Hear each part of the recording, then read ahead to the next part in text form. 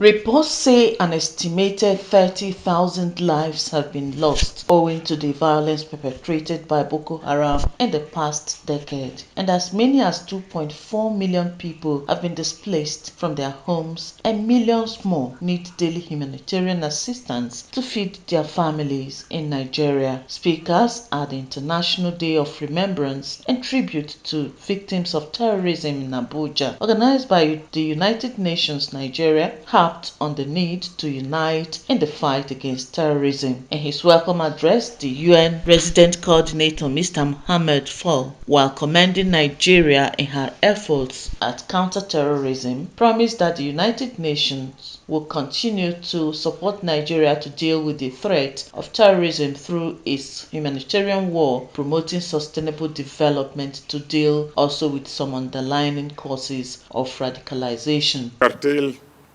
The threat of terrorism in the Lake Chad Basin,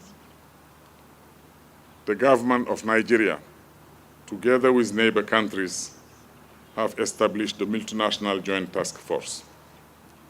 Within the framework of the Lake Chad Basin, this joint task force continues to be more effective in the fight against terrorism.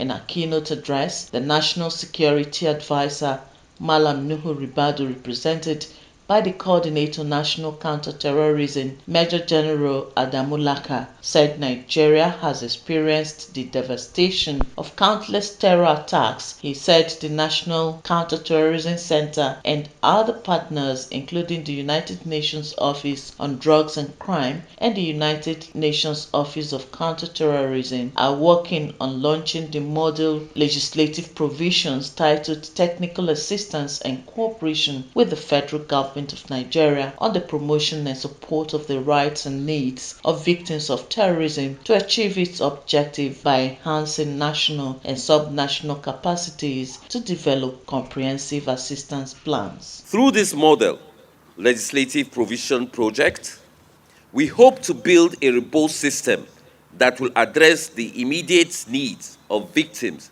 and contribute to their long-term recovery, resilience, and empowerment. For the Executive Secretary of the National Human Rights Commission, Mr. Anthony Ojukwu, the Commission has been at the forefront of protecting the rights of victims of terrorism. Hence, it has championed the adoption of a policy for the protection of civilians and civilian harm mitigation during violence and conflicts. By this program, we seek to attend to the hurt, the grief, the vulnerabilities, and protection needs of victims of terrorism and restore them within the limits of our resources. The project coordinator, counter-terrorism program in UNODC, Tom Parker, and the specialist Global Victims of Terrorism Support Program, United Nations Office of Counter-Terrorism, New York, Ms. Jo Dover, both agreed that synergy is the fundamental step to assisting victims of terrorism. It will be recalled that on 26 August 2011, when the United Nations House in Nigeria was bombed, leaving 23 staff members and some partners dead and about 60 others with various degrees of injury. In Abuja, Princess Ikwi Ajide